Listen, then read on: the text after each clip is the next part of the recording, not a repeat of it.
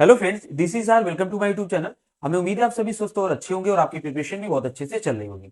आज हम लोग सीटेट का जनवरी 2024 में जो पेपर हुआ था उसका प्रोज वाला पैसेज करेंगे। इससे पहले हम पोएट्री का पैसेज करवा चुके हैं आपको। इस प्रोज पैसेज में आपको लगभग 9 क्वेश्चंस पूछे गए हैं, जो कि कुछ डायरेक्ट पैसेज से हैं और कुछ वोकैब से रिलेटेड है। दूसरी बात यह है कि हमने आपको बताया था कि पैसेज दो तरह से किए जा सकते हैं। एक तो आपके लिए होता है कि अगर थोड़ा सा स्टोरी है, स्टोरी टाइप का पैसेज या सिंपल आपको लग रहा है, तो आप पहले पूरा पैसेज पढ़ जाइए और बाद में उससे रिलेटेड जो क्वेश्चन है उनको आप देख लीजिए। दूसरा ये है कि आपके पास टाइम कम बचा है और आपको थोड़ा सा वोकैब आपकी कमजोर भी है, इंग्लिश थोड़ी सी वीक है, तो आप सबसे पहले इनके क्वेश्चंस देख लीजिए। क्वेश्चंस में कुछ टैग वर्ड्स आपको मिल जाएंगे, कुछ मोटा मोटा आइडिया लग जाएगा कि क्या पूछना चाह रहा है। तो जब आप पैसेज दोबारा पढ़ोगे आगे तो आपको लग जाएगा कि ये क्वेश्चन लगभग वहां से पूछा गया था। तो एक आसानी हो जाती है, टाइम की बचत हो जाती है और आंसर ज्यादा सही होने के चांसेस बढ़ जाते हैं। लेकिन ये पैसेज सिंपल है, थोड़ी सी स्टोरी टाइप का है, तो हम पहले पैसेज करेंगे और इसके बाद में इससे रिलेटेड क्वेश्चन देख लेंगे। ठीक है, तो चलिए शुरू करते हैं। पैसेज की बात करें तो at as soon as she saw him, मतलब फिर भी जैसे ही उसने उसे देखा। ठीक है, किसी यहाँ लेडी की बात हो रही है। जैसे ही उसने उसे देखा, she did not look as Alfred thought. She did not look, वह वैसी नहीं दिख रही थी। जैसे ही उसने उसकी ओर देखा, ठीक है, शी डिड नॉट लुक, वह वैसी नहीं दिख रही थी एज अल्फ्रेड थॉट, कि जैसा कि अल्फ्रेड ने सोचा था। ठीक है, शी वुड लुक, कि वह दिखेगी, मतलब अल्फ्रेड जैसा वो दिख रही थी वैसा नहीं दिखी, अल्फ्रेड ने जैसा सोचा था वो वैसी नहीं दिखी। आगे बात करते हैं है क्या एक्चुअल में। शी स्माइल्ड, वह स्माइल किया उसने। हर ब्लू आईज नेवर वेवर्ड, जो उसकी ब्लू आईज थी तो वो मतलब वेवर्ड काफी नहीं। ठीक है, एंड विद अ कामनेस, और शांति के साथ, एंड डिग्निटी, और पूरी सीरियसनेस के साथ, दैट मेड देम फॉरगेट, जिससे देम माने वो लोग भूल गए, दैट हर क्लॉथ, कि उसके कपड़े, seemed to have been thrown on her, की उसके ऊपर मात्र फेंके हुए हैं। अभी आपको हम क्लियरली कर लेंगे, जब सबको जोड़ेंगे तब एक पूरा बना हुआ अर्थ आपको भी बता देंगे। Have been thrown on her, तब वो भूल गए कि उसके ऊपर जो कपड़े हैं वो एक तरह से फेंके हुए हैं, मतलब जल्दी पहने हुए हैं। She put out her hand, उसने अपने हाथ को, टू मिस्टर केयर, अपने हाथ को मिस्टर केयर की ओर बढ़ाया। एंड सेड पोलाइटली, और विनम्रता पूर्वक कहा, आई एम मिसिज हिगिंस, मैं मिसिज हिगिंस हूं।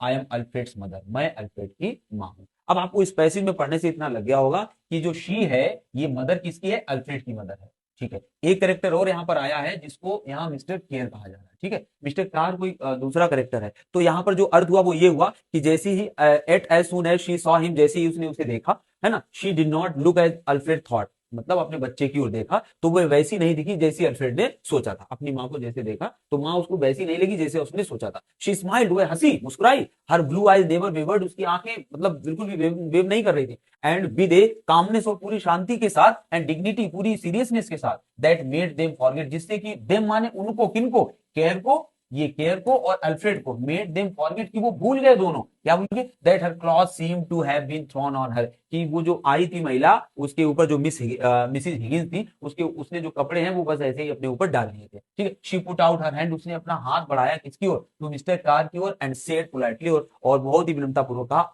आई एम मिसिज हिगिंस, मैं मिसिज हिगिंस हूँ। I am Alfred mother. अब इतना क्लियर हो गया होगा आपको कहानी क्या बन रही है। आगे बात करते हैं।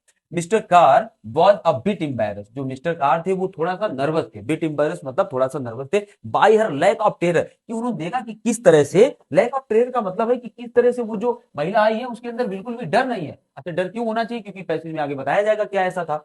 बिट एम्बेरस्ड, वो थोड़ा सा नर्वस थे। By her lack of terror, कि उसके अंदर कोई टेरर ही नहीं था। एंड हर सिंप्लिसिटी, और कितनी वो साधारण लग रही थी। And and he hardly new, और वो बड़ा मुश्किल से जान पाए व्हाट टू से, मतलब कि उससे क्या कहें। उनको बहुत समझ में नहीं आ रहा था कि अब हम इस महिला से क्या कहें। ठीक है, सो शी आस्क्ड, और उसने पूछा, मतलब किसने, हिगिंस ने पूछा, इज अल्फ्रेड इन ट्रबल, कि क्या अल्फ्रेड ट्रबल में है, क्या अल्फ्रेड को कोई समस्या है। किससे पूछा, कार से पूछा। किसने पूछा, उसकी अल्फ्रेड की मां ने पूछा कि अल्फ्रेड क्या कोई प्रॉब्लम में है। आगे बात करते हैं। ही इज, हाँ वह है। He is, he has been taking things from the store, वह स्टोर से चीजें चुराता था। Taking things from store, store से चीजें चुराया करता था। आई कॉट हिम, मैंने उसको पकड़ा है। रेड हैंडेड, रंगे हाथों मैंने उसको पकड़ा है। लिटिल थिंग्स, छोटी छोटी चीजें, लाइक कॉम्पैक्ट्स, मतलब एक कॉम्पैक्ट होता है जो पाउडर होते छोटे से, मतलब फेस फेस पाउडर टाइप के होते हैं, कॉम्पैक्ट्स बोला जाता है। टूथपेस्ट एंड लिपस्टिक, उसने क्या चुराई थी, कॉम्पैक्ट्स मतलब कुछ पाउडर टाइप के थे जो फेस पाउडर होते हैं। टूथपेस्ट और लिपस्टिक चुराई थी। Stuff he can sell easily, ऐसी सामान जिसको वो आसानी से क्या करे, बेच सके। इजली माने आसानी से बेच सके। द प्रोपराइटर सेड, वो जो प्रोपराइटर था कौन था, मिस्टर केयर। तो मिस्टर केयर जो प्रोपराइटर था उस कार ने ही कहा कि उसने छोटी छोटी चीजें कहां से निकाली हैं, स्टोर से चुराई हैं। ठीक है, Mrs Higgins put out her hand, Mrs Higgins ने अपना हाथ बढ़ाया and touch Sam cars arm, तब उन्होंने सैम कार के आर्म यानी हाथ को छुआ, किसने, उसकी मां ने, विद एन अंडरस्टैंडिंग, और कैसे कि वास्तव में कोई किसी को समझ रहा है उस वे में उसने उनको छुआ, जेंटलनेस है ना, बड़ी ही जेंटल के साथ, मतलब बहुत ही पोलाइटली, एंड स्पीकिंग, और बोला एज दो, जैसे मानो, अफ्रेड ऑफ डिस्टर्बिंग हिम, मानो वह उनको डिस्टर्ब करने से डर रही हो, किसको, वो जिनकी चोरी कर रहा था उनका लड़का, मतलब केयर को डिस्टर्ब करने से डर रही हो। ऐसे धीरे से हाथ हम किसी को नहीं बढ़ाते कि सुनिए, मतलब हमसे गलती हुई तो हम किसी की ओर धीरे से हाथ बढ़ाते हैं। ठीक है, शी सेड, उसने कहा, किसने, उसकी मां ने कहा, if you would only listen to me, यदि केवल आप मुझे सुनोगे, मी बिफोर डूइंग एनीथिंग, यदि कुछ करने से पहले आप केवल मुझे सुनोगे, तो इतना हो गया। अब आगे देख लेते हैं, मुझे सुनोगे, her simple earnest made her शाई,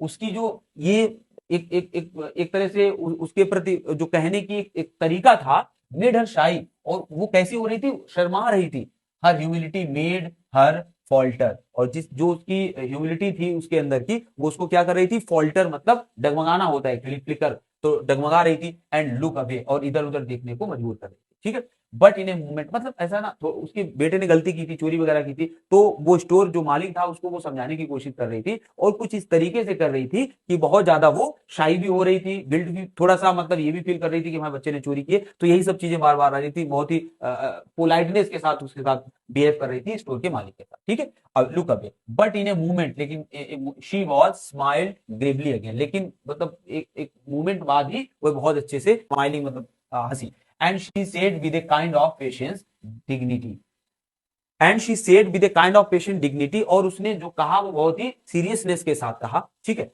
what do you intend to do, कि आप क्या इरादा कर रहे हो करने के लिए, मिस्टर कार से कहा कि आपका क्या इरादा है करने के लिए, मतलब बच्चे ने जो चुराया है वो तो ठीक है, आप क्या करना चाह रहे हो। ओके, अब देखते हैं आगे क्या है। I am going to get a cop, मैं पुलिस वाले को बुलाने जा रहा हूँ, मतलब इसने चोरी की है तो मैं पुलिस वाले को बुलाने जा रहा हूँ। That's what I ought to do, और ऐसा ही मुझे करना भी चाहिए। ठीक है, यस, हाँ, आई सपोज सो, मुझे भी ऐसा लगता है, इट्स नॉट फॉर मी, ये केवल मेरे बारे में नहीं है टू से, कि मैं कहूं, बिकॉज ही इज माई सन, क्योंकि वो मेरा लड़का है। अब वो भी कह रहे हैं, मिसिस हिगिंस भी कह रही कि हाँ बिल्कुल आपको ऐसा करना चाहिए, और मैं ये इसलिए नहीं कह रहा हूँ क्योंकि वो मेरा लड़का है, एट माने फिर भी, आई सम टाइम, मैं कभी कभी, think a little good advice, तब मैं कभी कभी सोचती हूँ, या a little good advice is the best thing for a boy, कि एक लड़के के लिए एक अच्छी सलाह अपने आप में पर्याप्त होती है, मतलब अगर कोई नई उम्र पे छोटी मोटी चोरियां करता है, तो बजाय पुलिस को देने के हमें उसको एक अच्छी सलाह भी दे रहे हैं, ऐसा वो कह रही है, और ये भी कहती जा रही है कि मैं ये इसलिए नहीं कह रही हूँ क्योंकि ये मेरा लड़का है, मैं इसे बचाना चाह रही हूँ, मैं ऐसा समझती हूँ कि ऐसा होना चाहिए। ठीक है, when he is at a certain period of in age, जब वो अपने उम्र के एक सर्टेन पीरियड पर होता है, आप समझते हैं कि किशोरावस्था में छोटी मोटी गलतियां हो जाती है, बस उसी की बात वो करना चाह रही, शी सेड, उसने कहा, Alfred could not understand, Alfred नहीं समझ सका था, his mother, his mother's quiet composure, इतनी ज्यादा, जो कंपोजर माने होता है दिमाग की शांति, कि उसकी माँ इतनी शांत कैसे हो सकती है, फॉर इफ दे, क्योंकि यदि ऐसा हुआ होता, हैड बीन एट होम, ऐसा घर पे हुआ होता, एंड समवन हैड सजेस्टेड, और किसी ने उनको सजेस्ट किया होगा, that he was going to be arrested, कि आपका लड़का अरेस्ट किया जाना है, ही न्यू, मुझे ये पता है, she would be in a rage, वह गुस्से में होती, अगर घर पे यही बात हुई होती तो वो गुस्से में होती, and would cry out against him, और वह भी उससे चिल्ला रही होती, मतलब वो चक्कर में पड़ रहा था अल्फ्रेड कि क्या है, आज मेरी माँ यहाँ पर, हमने गलती भी की है फिर भी इतने आराम से हमसे बात कर रही है, और अगर यही चीज घर पे हुई होती तो वो हमसे गुस्सा भी करती और उल्टी हमसे चिल्लाती। ठीक है, तो आई थिंक पैसेज आपको क्लियर हो गया होगा। अब हम लोग क्वेश्चन पे चलते हैं, बाकी जरूरत पड़ेगी तो पैसेज पे दोबारा हम लोग आ जाएंगे। ठीक है, पहला क्वेश्चन है, स्टडी द फॉलोइंग स्टेटमेंट्स, जो नीचे स्टेटमेंट है उनको आप स्टडी कीजिए। क्या है, when she entered the drug store, जब उसने ड्रग स्टोर में इंटर किया है ना, उस टाइम पे जब हिगिंस ने बुलाया होगा उनको, Mrs Higgins was not properly dressed, जो मिसिस हिगिंस थी उन्होंने सही से कपड़े नहीं पहने थे, हमने आपको शुरू में ही बताया था, कि जो कपड़े थे उनके ऊपर कैसे, उनके ऊपर फेंके हुए लग रहे थे, ये यहाँ पर आया था थ्रोन ऑन हर, कपड़े उनके ऊपर कैसे लग रहे थे, फेंके हुए, तो मतलब properly dressed, she was not properly dressed, वह प्रॉपरली ड्रेस्ड नहीं थी, ये सेंटेंस सही है, ये स्टेटमेंट सही है। नेक्स्ट है, she looked like the mother of A guilty boy, वह ऐसी लग रही थी कि किसी गिल्टी लड़के की वो क्या है, माँ है। रुक जाइए भी आप, Mr Carr did not expect her to be calm and dignified, Mr Carr ये उम्मीद कर रहे, उनको ये उम्मीद नहीं थी कि वो जो आएगी इनकी माँ, अल्फ्रेड की माँ आएगी, वो इतनी काम होगी और डिग्निफाइड होगी, ये उम्मीद नहीं कर रहे थे कि कोई माँ जिसके बच्चे ने यहाँ गलती की वो आके इतने सीरियसनेस के साथ यहाँ पर पेश आएगी और इतनी शांत होगी, ऐसी उम्मीद नहीं की। तो बिल्कुल सही है, वो ऐसी उम्मीद नहीं कर रहे थे। लेकिन उसकी माँ ने कहीं भी ऐसा बिहेव नहीं किया कि वो किसी गिल्टी पर्सन की मदद है। तो ये सेंटेंस, ये स्टेटमेंट गलत है, यानी ए सही है और सी सही है, ऑप्शन नंबर ए हो जाएगा। ठीक है, नेक्स्ट देखते हैं। क्वेश्चन नंबर सेकंड है, मेड देम फॉरगेट दैट, वो भूल गए थे दोनों, कौन, वही मिस्टर कार एंड अल्फ्रेड भूल गए थे उसको देख करके, forget that her cloth seem to be thrown upon her, कि उसके कपड़े उसके ऊपर डाले हुए थे लग रहे, मतलब कपड़ों की तरफ ध्यान ही नहीं गया जिस तरह से उसने बिहेव किया उसकी माँ ने। तो ये पूछ क्या रहा है, the underline word is and, जो अंडरलाइन वर्ड है इसलिए हमने इसको रेड कर रखा है, ये क्या है यहाँ पर। तो यहाँ पर देखिए ये सेंटेंस है और ये एक सेंटेंस है, दोनों सेंटेंसेस को जोड़ने के लिए किसका प्रयोग किया गया है, कंजंक्शन का प्रयोग किया गया। तो यहाँ पर ये हो जाएगा कंजंक्शन, ये मेन क्लॉज और सबऑर्डिनेट क्लॉज को जोड़ रहा है, यानी प्रिंसिपल क्लॉज और सबऑर्डिनेट क्लॉज को जोड़ने वाला जो होता है कनेक्टर, उसे क्या कहते हैं, कंजंक्शन कहते हैं। दैट यहाँ पर इसी तरह से यूज है। ठीक है, नेक्स्ट देखिए, which of the following statement is not correct, कौन सा फॉलोइंग स्टेटमेंट है जो करेक्ट नहीं है। Okay, at Mr Carr's accusation, जैसा कि मिस्टर कार ने एक्यूजेशन लगाया था, एक्यूजेशन होता है बिना सबूत के किसी पे आरोप लगाना। अल्फ्रेड्स मदर फेल्ट इंटिमिडेटेड, अल्फ्रेड की मां को डरा हुआ फील हो रही थी। इंटिमिडेटेड होता है जो थोड़ा सा फियर्ड होता है, स्केयर्ड होता है किसी चीज को देख के, तो अल्फ्रेड्स मदर फेल्ट इंटिमिडेटेड, उनके एक्यूजेशन के कारण अल्फ्रेड की मां को थोड़ा सा क्या था, अंदर से डर था। चलिए आगे बात करते हैं। एट, फिर भी शी वॉज वेरी जेंटल, वह बहुत जेंटल फील कर रही थी, मतलब इन रिस्पॉन्डिंग टू हिम, उसको जो कार था उसको आंसर करने में कोई हिचक नहीं रही थी वो, और ये बिल्कुल सही बात है, वो बहुत आराम से उससे बात कर रही थी। अल्फ्रेड वॉज ए पिटी थी, अल्फ्रेड एक छोटा मोटा चोर था, ये बात भी बिल्कुल सही है, कोई बड़ी चीजें नहीं चुराई थी, टूथपेस्ट चुराना है ना, और पाउडर चुराना और लिपस्टिक चुराना कोई बहुत बड़ी चोरी नहीं होती, ये सेंटेंस है ये। He stole creams compact and lipstick, ये गलत है, क्रीम उसने नहीं चुराई थी, कॉम्पैक्ट चुराया था, लिपस्टिक चुराई थी, और शायद एक चीज और चुराई थी, तो क्रीम्स नहीं चुराई थी। ठीक है, तो ये हो जाएगा इसका ऑप्शन नंबर, ये तो गलत हो जाएगा, फोर्थ ऑप्शन नंबर पहला हो जाएगा, हमने आपको बताया था। और आप चाहो तो पैसे भी जा सकते हो अगर वहां पर दिया हो तो, पहले वाले में दिया हो या सेकंड में याद नहीं exactly, little things compact toothpaste and lipstick, है ना, तो कहीं भी क्रीम्स नहीं दिया है, इसीलिए ऑप्शन नंबर वो हमारा फोर्थ क्या हो जाएगा, गलत हो जाएगा। ठीक है, तो ये इस तरह से गलत हो जाएगा। नेक्स्ट देखिए क्वेश्चन, अगला क्वेश्चन है, which of the following statement is not correct, यहाँ पर भी जो करेक्ट नहीं है उसे हमें बताना है, कौन सा हो जाएगा। व्हेन शी इंट्रोड्यूस हरसेल्फ, जब उसने अपने आप को इंट्रोड्यूस किया, Mr Carr felt stupefied, stupefied होता है to be shocked and surprise, तो शॉक्ड एंड सरप्राइज तो हो गया था जब उसकी माँ हिगिंस, मिसेज हिगिंस आई थी, तो मिस्टर कार भौचक्के रह गए थे उसको देख करके कि एक माँ को हमने बुलाया जिसके बच्चे ने चोरी की, और ये बहुत ही शांति के साथ with calmness and dignity answer कर रही, पोलाइटली पूछ रही चीजें। ही फेल्ट दैट, वही उसने ये फेल्ट किया, he would have to forgive Alfred, कि उसे अल्फ्रेड को क्या करना होगा, माफ करना होगा। ठीक है, at home Mrs, at home Mrs Higgins would have been enraged, कि घर पर जो मिसिज हिगिंस होती है वो गुस्सा करती है, मिस्टर हिगिंस गुस्सा करती हुई, बात बिल्कुल सही है। लड़के ने बाद में कहा था, लास्ट में अगर आप सेंटेंस उसमें जाएंगे तो यहाँ पर आप देखेंगे कि यही चीज अगर घर पे हुई होती है ना, he was going to be arrested, और यह would be in rage, he knew she would be in rage and would cry out against, अगर ये कहाँ हुआ होता, understand mother's quiet at home, अगर ये घर पर हुआ होता तो माँ गुस्सा करती और उल्टा हम पर चिल्लाती, आज पता नहीं इसको क्या हो गया। तो ये चीज यहाँ पर हो जाएगी क्वेश्चन नंबर इसमें, यानी ये हमारा सही हो जाएगा, ये भी सही है। नेक्स्ट है, outside her conduct was like that of A caring mother, लेकिन बाहर जब यही बात हुई तो वो कैसे बिहेव कर रही थी, लाइक अ केयरिंग मदर, ये भी सही है। तो गलत कौन सा हो जाएगा, ऊपर वाला भी सही है लेकिन सेकंड सही नहीं है, वो फॉरगिव के मूड में नहीं। ठीक है, नेक्स्ट देखिए क्वेश्चन,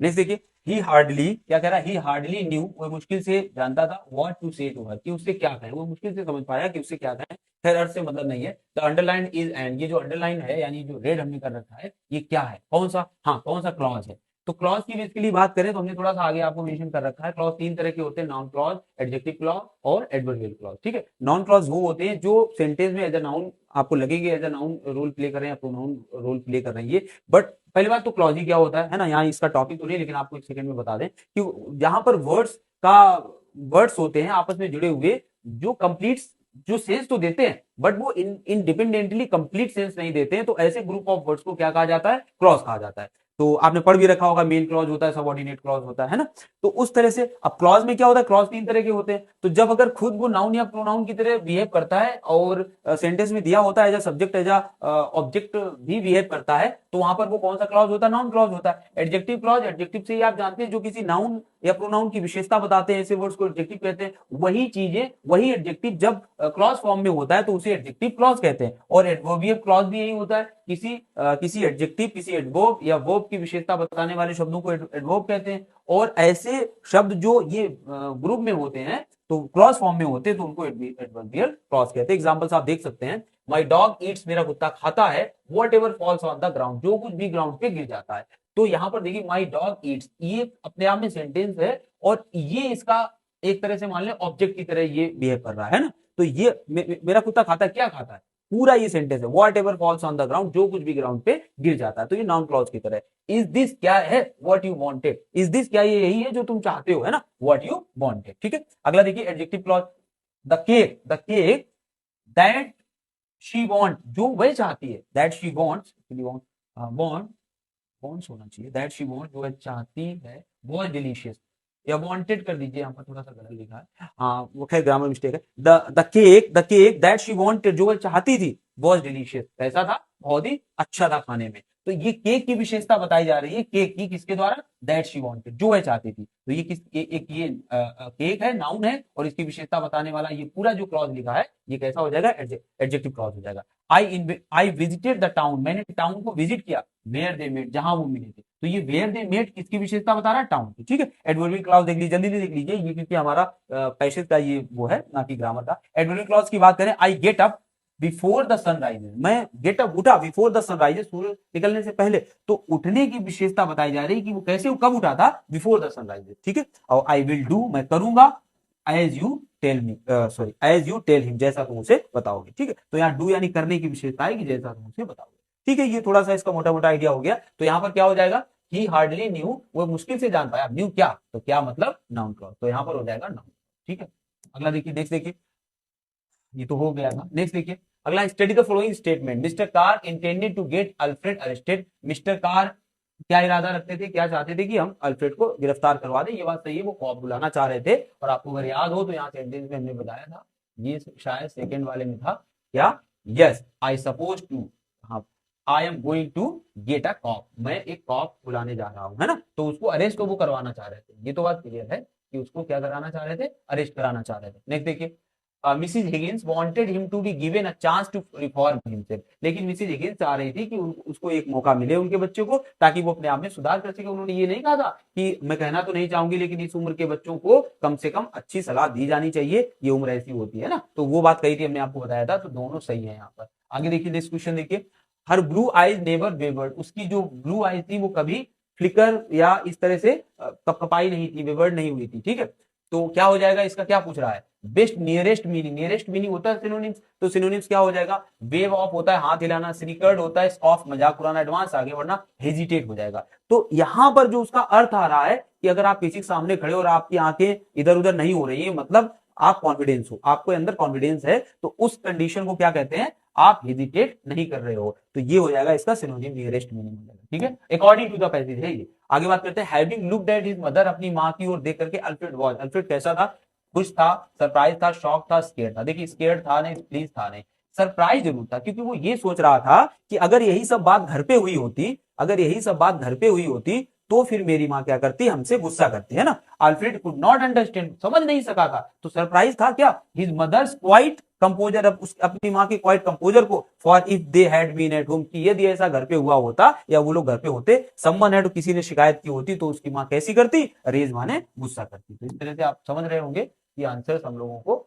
आराम से मिल रहे हैं। ठीक है, नेक्स्ट देखिए, तो क्या हो जाएगा यहाँ पर, सरप्राइज हो जाएगा। नेक्स्ट देखिए क्वेश्चन, अगला क्वेश्चन है, लास्ट है, हर ह्यूमिलिटी मेड हर फॉल्टर, उसकी जो ह्यूमिलिटी थी उसने उसको फॉल्टर किया, डगमगाना होता है इसका मतलब। चूज द वर्ड अपोजिट, हमें इसका निकालना है, meaning in the underline word. ठीक है, तो ये हो जाएगा, इंटरव्यू माने होता है षड्यंत्र होता है, इसका मतलब होता है षड्यंत्र, षड्यंत्र होता है। और हिच माने होता है कोई छोटी सी कमी, कोई छोटी सी कमी होती है या प्रॉब्लम, एक्चुअली छोटी सी कोई प्रॉब्लम होती है उसको हिच बोल सकते हैं आप, टेक्निकल हिच वगैरह है। प्राइड आप जानते हो, फ्रैंकनेस है ना, किसी के फ्रैंक होने की कंडीशन, तो इसका प्राइड यहाँ पर सही हो जाएगा, फॉल्टर का प्राइड, ठीक है। डगमगा नहीं थी, विद आत्मविश्वास के साथ, वहां पर थी अपोजिट हमें मीनिंग निकालना है। तो आपने पैसेज को देखा किस तरह से पैसेज को आराम से किया जा सकता है। अगर स्टोरी बेस्ड पैसेज है तो बहुत ही आसानी हो जाती है, लेकिन अगर थिंकिंग बेस्ड है तो थोड़ा सा हम लोगों को देखना पड़ता है, और पैसेज आते रहेंगे, हम लोग आपको आगे देते रहेंगे पैसेज, ठीक है। पहले हम पैसेज ही देख जाते हैं, इसके बाद क्वेश्चन को करते हैं, ठीक है।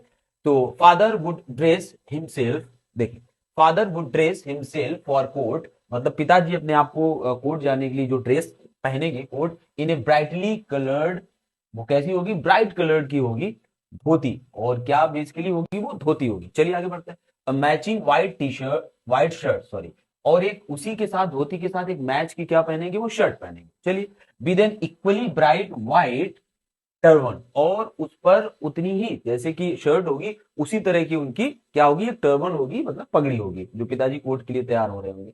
And a neat black coat, और एक बहुत अच्छा ब्लैक कोट होगा, नीट ब्लैक कोट, जो कोर्ट जाने के लिए एडवोकेट्स वगैरह पहनते हैं, ठीक है। द पैराफेर्नेलिया, पैराफेर्नेलिया का मतलब होता है जो भी किसी भी व्यक्ति को कहीं जाने के टाइम पर जो भी सामान की जरूरत होती है, तो पूरा सज्जो सामान जो होता है उसको पैराफेर्नेलिया बोला जाता है, ठीक है। टू कोर्ट, कोर्ट जाने के लिए जो भी जरूरी या आवश्यक चीजें थी, would include a cloth bundle, उसमें क्या क्या था, एक क्लॉथ बंडल में उनको रख लिया गया, कंटेनिंग कोर्ट पेपर्स, जिसमें क्या क्या थे, कोर्ट पेपर्स थे, एंड कोर्ट पेपर्स थे, एंड देखिए court papers and a basket, यहीं पर है ना, and basket containing hot copy, और उसमें क्या था, हॉट कॉपी थी, कोर्ट पेपर्स थे, और वो किसमें थे, उस क्लॉथ में थे, क्लॉथ का जो बंडल था उसमें ये चीजें थी।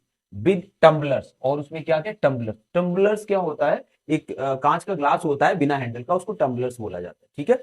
चलिए आगे बढ़ते हैं। And plates for tiffin given, और टिफिन के लिए उसमें प्लेट्स भी थी, गिवन बाय माई मदर, जो मेरी माँ के द्वारा उनको दिया गया था, और सिस्टर इन लॉ, ठीक है। ठीक है, तो कोर्ट जाने से पहले उनको खाने के लिए टिफिन वगैरह दिया गया था, ये कई सारी सामान जो थी, हॉट कॉफी और ये टम्बलर, कप, ये सब दिया गया था उसको जाने के लिए, ताकि वो कोर्ट जाए अपना लंच वगैरह करें, तो वही करें जाके, ठीक है। और ये सब किसमें बांधा गया था, एक क्लॉथ के कपड़े में बंडल बना के उसमें ये चीजें रखी गई थी, कंटेनिंग मतलब उसमें ये थी, ठीक है। आगे बढ़ते हैं, आगे बढ़ते हैं और देखते हैं नेक्स्ट क्या है। द द यंगर एडवोकेट्स, जो नए एडवोकेट्स थे, मतलब जो प्रैक्टिस शुरू की होगी जिन्होंने, जो नए एडवोकेट्स थे ऑफ हिस टाइम, उनके समय के, वर ग्रेट एडमायरर्स, वर ग्रेट एडमायरर्स मतलब होता है उनके बहुत कैसे थे, प्रशंसक थे, ऑफ माई फादर, मेरे पिताजी के, and use to listen to him, और उनको सुना करते थे, विद रैप्ट अटेंशन, कैसे सुना करते थे, रैप्ट अटेंशन होता है बहुत ज्यादा, मतलब कंप्लीट अटेंशन के साथ उनको सुना करते थे। Whenever he rose to address, जब भी वो उठते थे एड्रेस करने के लिए कोर्ट में, ठीक है, एड्रेस करने के लिए द कोर्ट, हिज आर्ग्यूमेंट्स, उनकी जो तर्क होते थे, आर्ग्यूमेंट्स वर फोर्सफुल, बहुत ही, फोर्सफुल का मतलब होता है स्ट्रांग होता है, ठीक है, फोर्सफुल होते थे, कोरेंट होते, स्पष्ट होते थे, कॉगेंट एंड कंपल्सिव, और एक मजबूर करने वाले होते थे, सामने वाला जो सुनने वाला होता था, इवन जज भी, कि उसको सुने, इतनी उसमें लॉजिकल, इतनी थिंकिंग रहती थी, एंड कंक्लूसिव, और निर्णायक होते थे, निष्कर्ष वाले होते थे, मतलब जब वो बहस करते थे तो उनकी बहस इतनी स्पष्ट होती थी और आपको सुनने के लिए मजबूर करने वाली होती थी, इस तरह की बहस वो करते थे, ठीक है, कन्विंसिंग होती थी उनकी आर्ग्यूमेंट।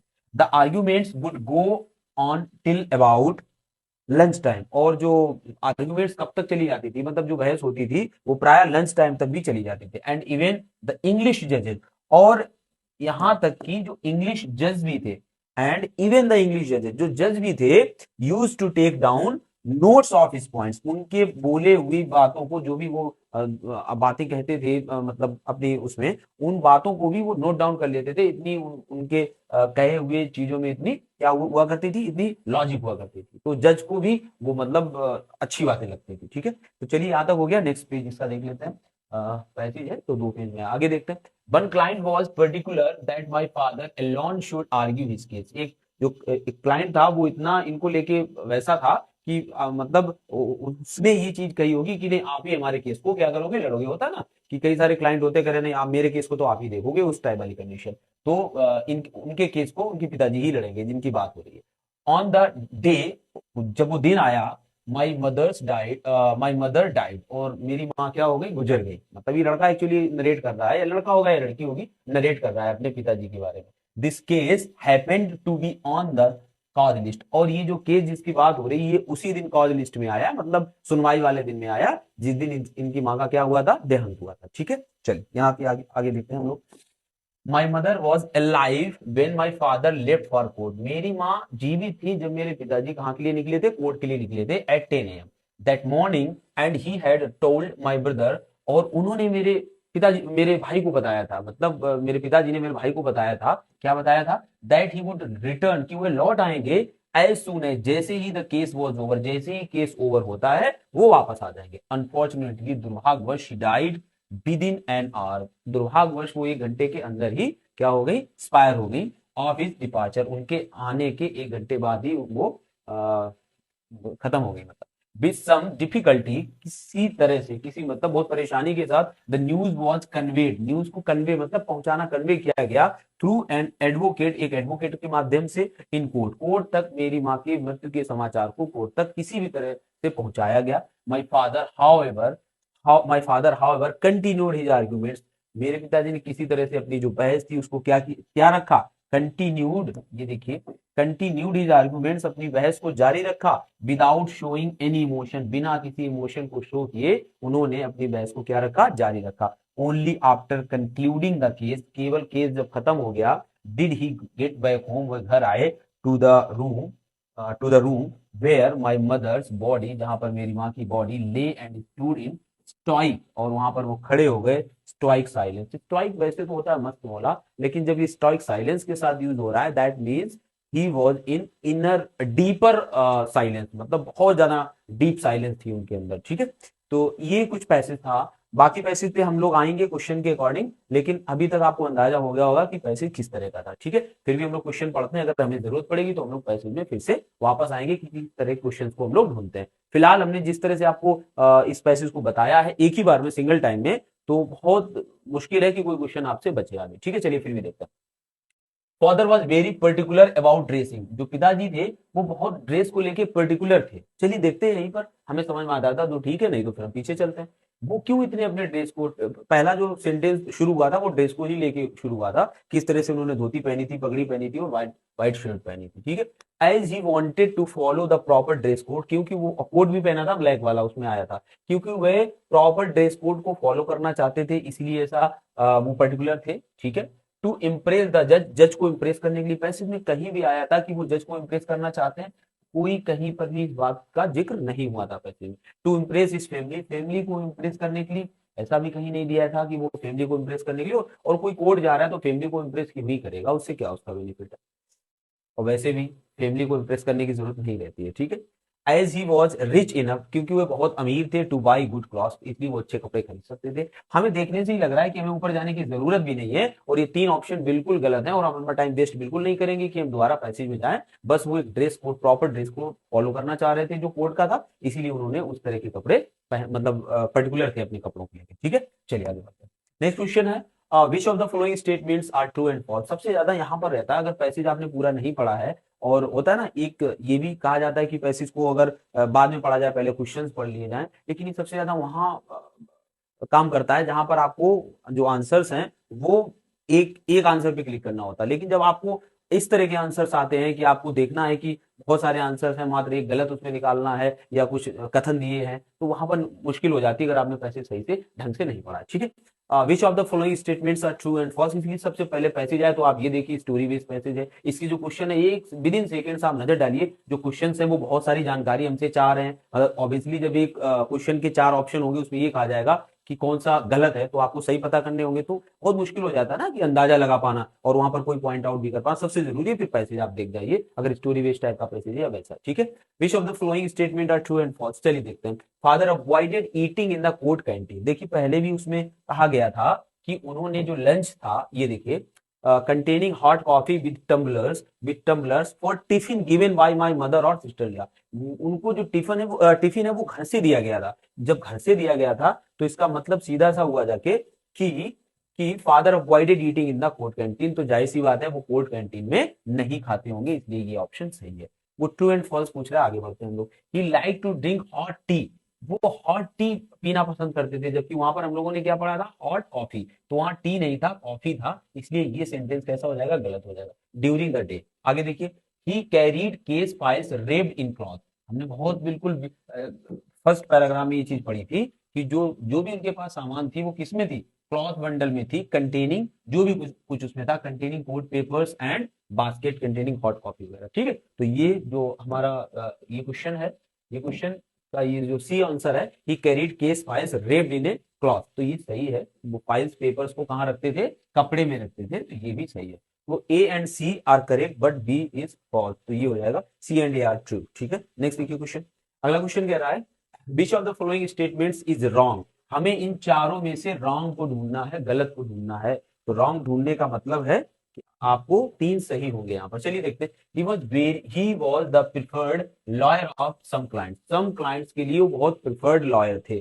प्रिफर्ड लॉयर का मतलब होता है जब आप ही को कोई ये कहे कि बस आप ही हमारा केस देखोगे, तो ऐसे लॉयर को प्रिफर्ड लॉयर कहा जाता है। और पहले ही सेंटेंस कर रहा है one client was particular that my father alone should argue his case. एक तो क्लाइंट ऐसा था कि वो यही कह रहा था कि आपके मतलब आप ही हमारा केस लड़ोगे। तो बिल्कुल कुछ क्लाइंट, अब इसका मतलब हो गया कि ऐसे क्लाइंट्स होंगे, कुछ क्लाइंट्स होंगे जो बहुत पर्टिकुलर थे इस बात को लेके कि आप ही हमारा केस लड़ोगे, तो प्रिफर्ड तो थे वो। ये बात बिल्कुल सही है, तो ये ऑप्शन सही है।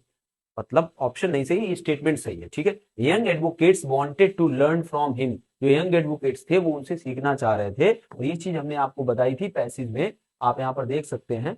ये थी शायद यहीं पर थी, हाँ, the young advocates of his time were great admirers of him, है ना। तो ये उनको क्या करते थे, and used to listen to him with great attention. तो ये हो गई ना बात। तो जो वहां पर बात थी, क्या थी वहां पर सेकेंड ऑप्शन में कि young advocates wanted to learn from him, बिल्कुल सही है। हम आपको पीछे जाके सिर्फ दिखा रहे हैं, बाकी आपको इतनी बातें पहले ही पता होंगी क्योंकि हम लोगों ने पैसेज को बहुत अच्छे से डील किया था। Only a few were jealous. आप बताइए पूरे पैसेज में कहीं जेलस जेलस वर्ड यूज हुआ था, या कहीं आपको ऐसा लगा था कि उनसे कोई जेलस था? बिल्कुल नहीं था, यानी यही ऑप्शन हमारा हो जाएगा गलत। ठीक है, he argued his case logically and persuasively. कितनी बार वहां पर आए थे, कितने सारे वर्ड्स कोहेरेंट यूज किया गया था, और बहुत सारे वर्ड्स यूज किए गए थे कि वो अपने जो बात को बहुत ही लॉजिक के साथ स्पष्टता कहते थे और कन्विंसिंग वे में कहते थे। तो ये बिल्कुल बात सही है। तो इसका जो गलत हो जाएगा वो कौन सा हो जाएगा, थ्री ऑप्शन इसका गलत हो जाएगा। ठीक है, चलिए नेक्स्ट देखते हैं। अगला क्वेश्चन है which of the following statements are true and false. Again we have to find out true and false from the options. क्या है, इवन द जजेस recognised his legal acumen. Acumen होता है किसी की बुद्धिमत्ता। यहां तक कि जो जजेस तक थे वो भी उनकी बुद्धिमत्ता के कायल थे, ये कह ले, या हाँ बिल्कुल कायल ही कहेंगे, या उनको बहुत मानते थे। तो ये बात आई थी पैसेज नंबर, शायद जो अपने सेकेंड पेज पे था, यहाँ पर आई थी, शायद यहीं पर आई थी। स्टूड साइलेंस, वहां पर जब ये आया था कि जो कोर्ट के लोग भी थे, नहीं इसमें आया था, शायद ये आया था, इवन इंग्लिश जजेस, यहां तक कि जो इंग्लिश जजेस भी थे वो भी क्या करते थे, use to take down notes of his points. उनके जो पॉइंट्स होते थे उनको क्या कर लेते थे, नोट डाउन कर लेते थे। तो ये बात यहाँ पर सही है, यानी जो हमारा ऑप्शन वहां पर जो हमारा क्वेश्चन था उसको देखते हैं। क्या क्वेश्चन था, ये वाला था शायद ना, क्या था, इवन द जजेस रिकॉग्नाइज हिज लीगल एक्यूमेन। तो बिल्कुल सही है ये। आगे देखते हैं सी में, बी में देखते हैं, he preferred his legal obligations to family obligation. देखिए जो उनकी लीगल ऑब्लिगेशन थी, जो एक तरह से काम की जिम्मेदारियां थी, वो ऊपर रखते थे, किसके ऊपर, फैमिली की जिम्मेदारियों से। आपको याद होगा जब उनकी पत्नी की डेथ हो गई थी, तब भी उनको सूचना मिलने के बाद भी उन्होंने केस को नहीं छोड़ा था, क्योंकि वो उनकी जिम्मेदारी थी। और इसीलिए ये कहा जा सकता है कि लीगल ओब्लिगेशन को उन्होंने ऊपर रखा था, किससे, फैमिली से। ठीक है, तो ये सही है, यानी both A and B are true. Next देखिए क्वेश्चन। अगला क्वेश्चन कह रहा है his arguments were forceful coherent. उनकी जो आर्ग्यूमेंट थी फोर्सफुल थी, कोहेरेंट थी, मतलब स्ट्रांग होती थी और स्पष्ट होती थी, मतलब। ठीक है, इतनी बात हो गई। तो कहना क्या जा रहा है, choose the word similar in the meaning to the underline. अच्छा, अंडरलाइन हमने इसमें नहीं किया, ये कोहेरेंट का अंडरलाइन था। ठीक है भाई, यहाँ अंडरलाइन मैंने नहीं किया है, और ये अंडरलाइन जो है ये किसका है, कोहेरेंट का अंडरलाइन। कोहेरेंट माने होता है जो चीज आपको कन्विंस कर रही है लॉजिकली रीजनेबली, तो ये हो जाएगा रीजनेबल, है ना। लॉजिकली जो सही है उसको हम कहेंगे क्या, रीजनेबल, यही हो जाएगा इसका। नेक्स्ट देखिए, ये भी तो अंडरलाइन नहीं है क्या, a bundle containing court papers, a bundle containing court paper, the underline, यहाँ पर अंडरलाइन है कंटेनिंग। ठीक है, a bundle containing court papers, एक बंडल था जो किससे, कंटेनिंग कोर्ट पेपर्स से भरा हुआ था। तो यहाँ पर ये क्या पूछ रहा है, द अंडरलाइन वर्ड इज, ये कंटेनिंग जो वर्ड है ये क्या है, तो कंटेनिंग इज अ वर्ब, और किस तरह की, जीरेंड वर्ब है। तो इस तरह से हमारा हो जाएगा।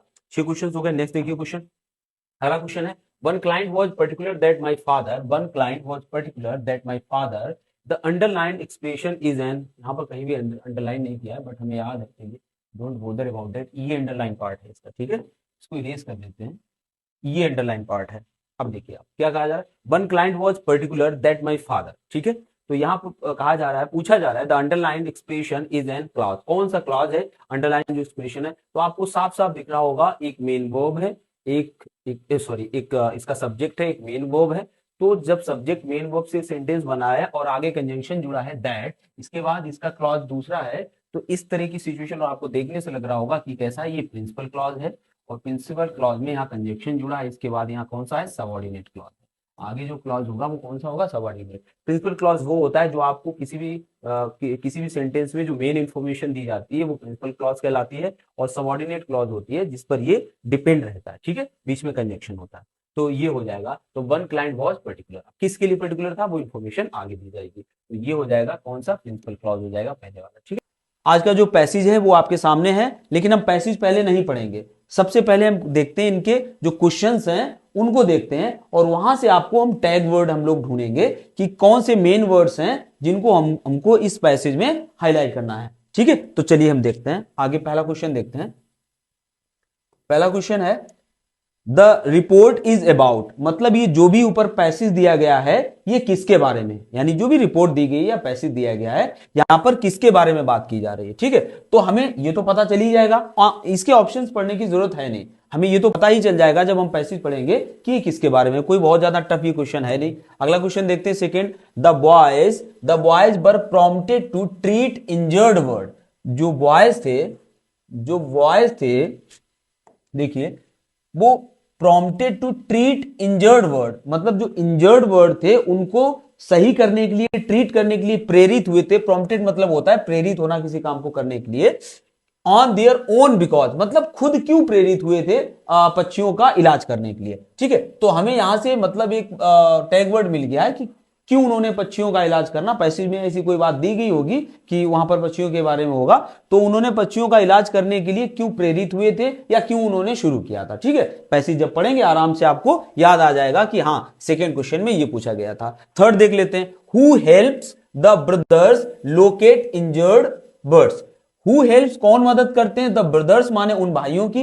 यानी कहीं ना कहीं एक से अधिक लोग होंगे, मतलब 2 भाइयों की या 3 भाइयों की कहानी होगी। Who helps the brothers locate injured word, कौन मदद करते हैं किसका पता लगाने के लिए, जो इंजर्ड वर्ड थे उनको ढूंढने में, उनका पता लगाने में उन भाइयों की कौन मदद करता है जो उनका इलाज कर रहे थे, ठीक है। तो हमें यह पता करना है कि कौन उनकी मदद कर रहा था, पैसेज में आएगा हम जान जाएंगे। What does the term meager facilities, यहां पर एक वर्ड आया है meager facilities, इसका मतलब क्या है, पैसेज के अकॉर्डिंग इसका मतलब क्या है। वैसे मीगर माने होता है मीगर अमाउंट, थोड़ा अमाउंट, कम, पुअर, मतलब कम के सेंस में आता है, ठीक है। आगे अगला देखते हैं क्वेश्चन नंबर कहां तक हो गए थे हम लोगों के 4, 5वां देखते हैं, यहीं पर होगा 5वां क्वेश्चन देखिए, which one of the following word, ये देखिए इधर, विच one of the following word is opposite, अब यहां पर वोकैब्स भी आ गई, पैसेज से ही वोकैब्स आपसे पूछी जा रही है, ठीक है। Opposite in meaning to the word entangled, entangled word दिया होगा पैसेज में, तो आपसे पूछा जा रहा है कि इसका अपोजिट क्या होगा, ठीक है। तो देखते हैं हम लोग वहां पर, उसके अकॉर्डिंग यहां पर लगाएंगे। वैसे इंटेंगल्ड माने होता है उलझा हुआ, ठीक है। चलिए फिर भी पैसेज देखते हैं। What makes Nadeem and Mohammad special in Delhi, Nadeem और मोहम्मद, कहीं ना कहीं 2 लोगों के नाम हमें ऐसे ही पता चल गए, उनको कौन सी चीज होती है जो दिल्ली में स्पेशल बनाती है, ठीक है। तो 6 क्वेश्चन हो गए। अगला देखते हैं 7वां, read the following statement, Nadeem and Mohammad set up an operation theatre in their bedroom, Nadeem और मोहम्मद ने ऑपरेशन थिएटर जो स्टेब्लिश किया था वो अपने बेडरूम में किया था। देखते हैं क्या बेडरूम में बनाया था या कहीं और बनाया था। आगे देखते हैं the veterinary hospital treated the birds of prey successfully. जो वेटरनरी हॉस्पिटल होता है यानी जानवरों वाला जो अस्पताल होता है, उन्होंने पक्षियों का इलाज किया था और कैसे, सफलतापूर्वक। प्रे बर्ड्स मतलब होता है जो शिकारी पक्षी होते हैं, उनका सफलतापूर्वक इलाज किया था। देखते हैं इन दोनों में क्या सही है क्या गलत है, ये पैसेज में देख लेंगे। ठीक है, we have taught our self to treat fairly complicated injuries. We have taught our self, हम लोगों को पढ़ाया गया बताया गया है क्या, टू ट्रीट फेयरली, कि अच्छे से इलाज कीजिए कॉम्प्लिकेटेड इंजरीज, जो कॉम्प्लिकेटेड जटिल इंजरीज होती हैं उनको इलाज करने के लिए। Identify the clause the underline part of the sentence given above. जो इस सेंटेंस का अंडरलाइन पार्ट है यानी जिसको हमने मार्क कर रखा है, इसमें कौन सा क्लॉज है। ठीक है, तो वैसे तो ये नॉन क्लॉज है, बाकी डिटेल में हम बाद में बात करेंगे। अब हम लोग पैसेज पे चलते हैं। ठीक है, हम लोग सीख रहे हैं किस तरह से सॉल्व करें। ठीक है, तो हम आपको पूरा डिटेल में बता के चल रहे हैं, अदरवाइज जब आप सॉल्व करोगे तो आप इसको इतना भी टाइम नहीं लगाओगे, आप बहुत विद इन सेकेंड्स आप आगे बढ़ोगे। लेकिन चलिए अभी सीख रहे हैं तो थोड़ा सा आराम से ही कर लेते हैं। चलो इसमें देखते हैं, अब हम पैसेज को पढ़ लेते हैं थोड़ा सा। ठीक है, पैसेज क्या था, 15 ईयर्स एगो, 15 साल पहले। ये टाइम का कोई बात उसमें नहीं आई थी पैसेज में, कहीं टाइम तो पूछा नहीं गया था, तो इस बात से हमें कोई लेना देना नहीं है। 15 years ago brothers Nadeem Shahzad and Mohammad Saud, दो भाइयों की बात यहां पर हो रही है। कौन, नदीम शहजाद एंड मोहम्मद सऊद रेस्क्यूड माने बचाते हैं एन इंजर्ड ब्लैक काइट। थोड़ा इसको मेंशन कर लीजिए, एक घायल ब्लैक काइट यानी काली चील जो होती है उसको बचाते हैं। And took it to a veterinary hospital, और उसको कहां लेकर जाते हैं, वेटरनरी हॉस्पिटल लेकर जाते हैं। ठीक है, आगे बढ़ते हैं। द हॉस्पिटल रिफ्यूज टू, अभी ध्यान रखना, हॉस्पिटल ने क्या कर दिया था, रिफ्यूज माने मना कर दिया था, टू ट्रीट द बर्ड, उस पक्षी का इलाज करने के लिए। सेइंग दैट द, क्या कहते हुए, that they did not treat birds of prey when the brothers found another wounded kite। जब उन भाइयों को एक दूसरी wounded kite मतलब घायल चील मिलती है, they decided to take matters into their own hands। तब वो ये निश्चय करते हैं, मतलब उस मामले को अपने हाथ में लेते हैं जब उनको एक और घायल चील मिलती है, क्योंकि हॉस्पिटल ने तो मना कर दिया था, तो उस मैटर को वो अपने हाथ में लेते हैं। They took advice from veterinarians। देखिए, they took advice from veterinarians कौन होता है, जो वहां पर डॉक्टर्स होते हैं उनके लिए यूज किया गया, जो पशु चिकित्सालय में होते हैं। एंड द इंटरनेट, और उन्होंने इंटरनेट और पशु चिकित्सकों से राय ली, जानकारियां ली, internet. And set up an operation theatre, और उन्होंने एक ऑपरेशन थिएटर स्टैब्लिश किया, सेट किया इन दियर बेडरूम, अपने कहां पर, बेडरूम। और एक क्वेश्चन आया था, हमने आपको बताया था कि उन्होंने ऑपरेशन थिएटर कहां स्टेबल किया था, तो बेडरूम शब्द आया था, यानी वो क्वेश्चन सही है हमारा। ठीक है, आगे बढ़ते हैं। This was followed by an open air ward on their terrace. This was followed by, और ये कहां पर था, an open air ward on their terrace, उनके टेरेस पर जो एक ओपन एयर वार्ड एरिया था उसको, उसके मतलब पीछे था। ठीक है, उसके पीछे क्या था, एक ओपन एयर वार्ड उनके टेरेस थी जो खुली हुई थी। ठीक है, हवादार थी। एडल्ट्स एंड चिल्ड्रन, और कौन, वयस्क और बच्चे, alike from nearby locality, जो पड़ोस के रहने वाले थे, began bringing the injured bird. एक क्वेश्चन वहां पर आया था कि उनकी कौन मदद कर रहा था, तो आंसर क्या हो जाएगा, एडल्ट एंड चिल्ड्रन। अभी ऑप्शन में हम लोग चलेंगे क्योंकि बार बार ऊपर नीचे होंगे फिर आपका टाइम वेस्ट होगा, तो एक बार हम आपको याद दिलाए दे रहे हैं कि ये चीज आई थी। ठीक है, तो क्या आई थी कि उनकी कौन मदद कर रहा है उन भाइयों की, तो देखिए वही आ गया, adults and childrens alike from nearby localities began bringing the injured bird they found. वो यानी कि जो भी बच्चे थे और एडल्ट से, उन लोगों को जहां कहीं भी घायल पक्षी मिलते थे वो लेके उनके पास आ जाते थे। बोथ माने दोनों, कौन, मोहम्मद और वो जो उसका भाई था Nadeem. Both Nadeem and Mohammad have always loved birds, हमेशा वो पक्षियों को क्या करते थे, प्यार करते थे। एंड एनिमल्स, और जानवरों को। And are saddened by the meagre facilities, ये वर्ड वहां पर आया था, और दुखी थे, saddened by the meagre facility, जो बहुत ही घटिया सुविधाएं थी, पुअर सर्विसेज थी, अवेलेबल टू इंजर्ड एनिमल्स, जो इंजर्ड एनिमल्स के लिए पुअर सर्विसेज उपलब्ध थी अस्पतालों वगैरह में, उनसे वो बहुत ज्यादा दुखी थे। Today the brothers have learn to treat such birds, आज उन भाइयों ने ऐसे पक्षियों को भी ट्रीट करना सीख लिया था, such birds, and they have 20 injured birds recovering on their rooftop, और उन्होंने अपने उसी रूफ टॉप पे, जहां पर अपने बेडरूम में एक हॉस्पिटल, मतलब एक ऑपरेशन थिएटर टाइप का बना रखा था, वहां पर उन्होंने लगभग कितने पक्षियों का इलाज किया? 28। हालांकि हमने क्वेश्चंस पढ़े हैं, कहीं पर भी संख्या वगैरह नहीं पूछी गई। रूफ टॉप ये पूछा गया था कहां स्टेबल किया। वी हैव टॉट, और किसने उनकी मदद की थी? We have taught our self, हम लोगों ने खुद को सिखा रखा था या खुद सीख लिया था, to treat fairly complicated injuries. हम लोगों ने कॉम्प्लिकेटेड इंजरीज को भी ट्रीट करना सीख लिया था, मतलब उन भाइयों ने। सेठ शहजाद, शहजाद ने कहा, इनफैक्ट वास्तव में, the brothers are the only people in Delhi, वही जो भाई थे ओनली पीपल इन दिल्ली, मतलब दिल्ली में इकलौते लोग थे, who stitch back. Stitch back मतलब क्या होता है? उसे बोलते हैं क्या लगाया जाता है, वो कट लग जाता है तब, हिंदी में उसे क्या बोलते हैं? स्टिचेस, मतलब टांके, ठीक है। Stitches back in torn wings, मतलब वो क्या, जिन पक्षियों के पंखे, टॉर्न मतलब फट जाते थे, विंग्स मतलब पंखे, उनमें चोट आ जाती थी पंखों में, डियर पेरेंट मतलब उनका भी वो लोग इलाज कर लेते थे। डियर पेशेंट्स ऑफन फ्लाई, उनके पेशेंट्स मतलब वही पक्षी, ऑफन फ्लाई प्राय उड़ ही जाते थे, fly off even before the stitches are fully healed, मतलब उन जो स्टिचेस पड़ते थे, मतलब जो वो टांके लगाते थे, उनका पूरा भरने से पहले ही पक्षी उड़ना शुरू हो जाते थे, इतने अच्छे से वो लोग इलाज करते थे।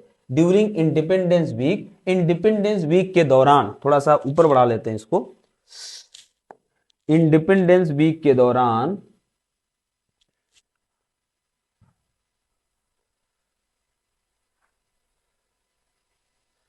ठीक है। अब देखिए,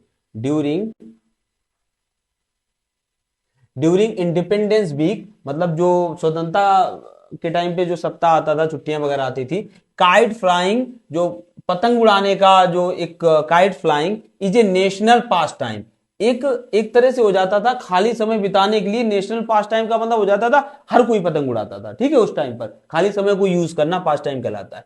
how ever the glass coated kite, लेकिन जो ग्लास कोटेड काइट स्ट्रिंग होता था, जिसे हम मांझा कहते हैं, मतलब धागा होता था जिससे पतंग उड़ाई जाती थी, वो कैसा होता था? इज सो शार्प, इतना तेज होता था, that it cuts through wings, ये पक्षियों के पंखों को भी काट देता था, एंड बोन्स, इवन हड्डियों को भी काट देता था, ठीक है, of birds. It is dangerous for the pigeons, ये कबूतरों के लिए डेंजरस था। हालांकि कहीं भी हम लोगों के पक्षियों के नाम नहीं पूछे गए। पिजन्स, क्रोल्स, ठीक है, owls, kites and other birds that get entangled, ये वर्ड आया था अगर आपको याद हो, that get entangled मतलब जो उन मांझा में उलझ जाते थे, get entangled in it, ठीक है। often kite flyers, जो प्राय काइट फ्लायर्स होते थे, पतंग उड़ाने वाले होते थे, don't realize, उनको ये एहसास नहीं होता था, that by leaving sting of cut kites, कि इन कटी हुई पतंगों का जो मांझा वो छोड़ दे रहे हैं, कहां पर? ऑन ट्रीज माने पेड़ों पर, वायर्स पर, एंड बिल्डिंग्स, और बिल्डिंग्स पर, they are creating death traps for birds, वो वास्तव में पक्षियों के लिए मौत का एक ट्रैप तैयार कर रहे हैं, एक जाल तैयार कर रहे हैं, ठीक है। We also want to learn microsurgery, हम और ज्यादा माइक्रो सर्जरी, मतलब जो और ज्यादा जिसमें इफिशियंसी की जरूरत होती है, उसको सीखना चाहते हैं। टू ज्वाइन ब्रोकन आर्टरी, ताकि हम धमनियों को, टूटी हुई धमनियों को, वेन्स को जोड़ सकें, ठीक है, नसों को जोड़ सकें। And we are studying techniques of joining bones, और हम किस पर अब इसमें काम कर रहे थे? बोन्स को जोड़ने पर सीख रहे थे, जोड़ना एक्चुअली। सेठ शहजाद, शहजाद ने कहा, they almost all the birds we treat will be able to fly free, हम जिन भी पक्षियों का इलाज करते थे, या वो लोग जिन भी पक्षियों का इलाज करते थे, वो पक्षी आराम से बाद में उड़ सकते थे, उड़ लेते थे, ठीक है। तो मोस्टली इतना हमने आपको समझा के पढ़ाया है, जब आप करेंगे इसको तो आपको इतना समझ के पढ़ने की भी जरूरत नहीं है, क्योंकि हमने जैसा कि आपको शुरू में ही बताया है कि हम लोग कहां क्या कर चुके हैं, इसमें आराम से हम पहले ही से मार्क कर चुके हैं, और आप वही करोगे। आपके मार्क किए हुए जो टैग वर्ड्स हैं उनके अकॉर्डिंग आप आंसर पहले ही मारने लगोगे, पहले पढ़ोगे, जहां आपको लग जाएगा हमारा वाला यहाँ एक टैग वर्ड हमें मिल गया, तुरंत आंसर। जैसे देखिए, द रिपोर्ट इज अबाउट, ये रिपोर्ट किसके बारे में है? अब बताइए, पैसेज पढ़ने के बारे में क्या आपको कोई भी डाउट रह गया? टू बर्ड सेलर, दो बर्ड्स सेलर के बारे में बिल्कुल नहीं है, कोई बर्ड सेलर की बात नहीं हुई है।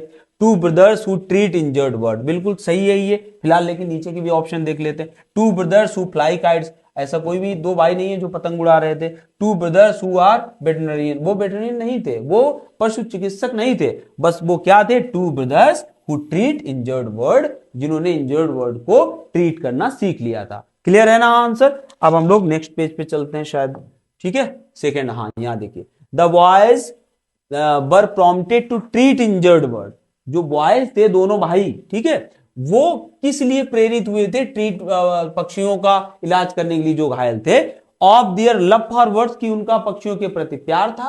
प्यार था तो वो बहुत पहले से कर रहे होते, लेकिन हमको अच्छे से प्यार तो था, लेकिन हमको अच्छे से पैसेज बता रहा है, क्या बता रहा है, hospital refuse to treat an injured kite, क्योंकि हॉस्पिटल ने एक इंजर्ड काइट को क्या करने से मना कर दिया था, ट्रीट करने से मना कर दिया था, इसीलिए वो उनका इलाज कर रहे थे, या उन्होंने इलाज करने के लिए उन्होंने प्रोत्साहित हुए थे। आगे देखिए, of their love for surgery, क्या उनको सर्जरी से प्यार था, कुछ भी ऐसा नहीं था, वो तो सीख रहे थे बेचारे। There was no hospital for birds, आपको अच्छी तरह पता है हॉस्पिटल था, सुविधाएं वहां पर जरूर नहीं थी, लेकिन हॉस्पिटल था। ये भी गलत है, ये भी गलत है। और हाँ, पक्षियों से तो प्यार था, बट प्यार की वजह से वो ट्रीट करना नहीं शुरू किया था, उन्होंने इसलिए शुरू किया था क्योंकि हॉस्पिटल ने उन्हें क्या कर दिया था, मना कर दिया था। आई थिंक आप लॉजिक लगा पा रहे होंगे यहां पर आराम से। Who help the brothers locate injured birds, किन्होंने मदद की थी उनकी ऐसे पक्षियों की को ढूंढने के लिए, तो हमने आपको बताया था कौन थे, एडल्ट और चिल्ड्रन, उनकी लोकेलिटीज के। तो कहां पर हो जाएगा, चिल्ड्रन हु फ्लाई काइट्स, जो पतंग उड़ाते थे ऐसे बच्चे नहीं, हॉस्पिटल स्टाफ बिल्कुल भी नहीं, इंफॉर्मेशन ऑन द इंटरनेट, वहां से तो वो सीख रहे थे, adults and children from near by areas, ऐसे नियर बाई एरियाज के लोग, हमने पैसेज में आपको मार्क किया था, बार बार ऊपर हम लोग नहीं चलेंगे। What does the term meagre facility, इस मीगर फैसिलिटी टर्म का क्या मतलब है, क्योंकि वहां पर बताया गया था हॉस्पिटल में कैसी सुविधाएं थी, मीगर फैसिलिटीज थी, मतलब पुअर क्वालिटी फैसिलिटीज, है ना, बहुत ही कम दर्जे की जो सुविधाएं होती हैं। बाकी गुड फैसिलिटी नहीं, यूजफुल फैसिलिटी, मिनिमम फैसिलिटी नहीं, फैसिलिटीज मीगर का मतलब होता है जिनकी क्वालिटी भी अच्छी नहीं है, तो यही ऑप्शन हो जाएगा। ठीक है, आगे देखते हैं, 4 यानी कि 5, 5 कहां पर होगा, इधर देखते हैं, 5 ये है, इसको देख लीजिए।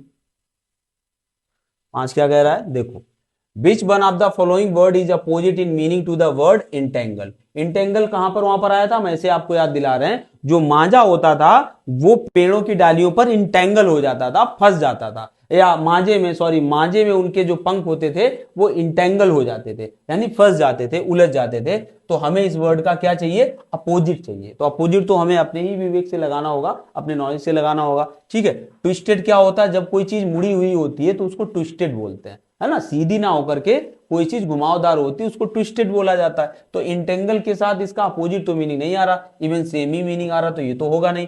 इंटरविंडेड, कोई चीज इंटरवाइंड है तो मतलब एक दूसरे में मिली हुई है ना, कोई चीज बुनी हुई होती है तो वो इंटरविंडेड होते हैं, एक दूसरे में तार बुने हुए होते हैं, तो ये भी नहीं हो जाएगा क्योंकि ये भी इंटेंगल ही एक तरह से है। बाकी रिलीज्ड हो जाएगा, क्या हो जाएगा, सॉरी अपोजिट इसका क्या हो जाएगा, रिलीज्ड, मतलब खुली हुई, स्वतंत्र, फ्री, और जबकि इंटेंगल मतलब होता है उलझी हुई, कॉट मतलब भी होता है फंसी हुई। ठीक है, तो अपोजिट ही हो जाएगा, बाकी तो लगभग सब सिनोनिम जैसे लग रहे हैं। अगला देखिए, what makes Nadeem and Mohammad special in Delhi. Nadeem और मोहम्मद को दिल्ली में किस चीज ने स्पेशल बनाया था, तो हम लोगों ने पढ़ा था ना, दिल्ली में यही इकलौते थे जो इंजर्ड पक्षियों का क्या करते थे, इलाज कर रहे थे। तो they are expert in kite flying, क्या वो काइट फ्लाइंग में एक्सपर्ट थे, कहीं भी पैसे नहीं ये बात कही, कोई काइट फ्लाइंग वगैरह वो नहीं करते थे। They are the only people who stitch back torn wing, केवल वही लोग थे जो कटे हुए जो विंग्स होते थे पक्षियों के, उनमें क्या लगा देते थे, स्टिचेस लगा देते थे। तो यही आ जाएगा। बाकी आगे देखते हैं, they have always love bird and animal, वो हमेशा